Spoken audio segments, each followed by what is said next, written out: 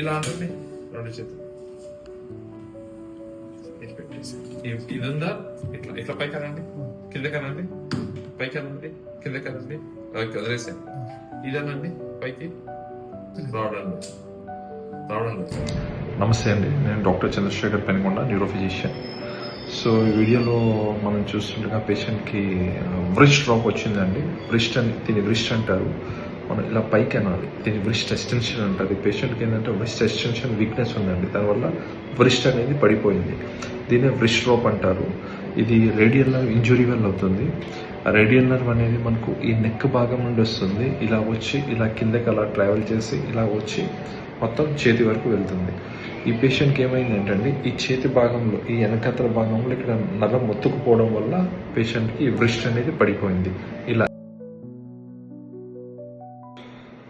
So ఇలా ఉన్నప్పుడు ఇది నరం ఒత్తుకుపోవడం వల్ల ప్రాబ్లమా, లేకపోతే బ్రెయిన్లో ఉన్న స్ట్రోక్ వల్ల ప్రాబ్లమా అన్నది చిన్న క్లినికల్ టెస్ట్ ద్వారా ఐడెంటిఫై చేయొచ్చండి. దాని తగ్గట్టు ఇన్వెస్టిగేషన్స్ చేసి దాని తగ్గట్టుగా మనం వైద్యం తీసుకోవచ్చు.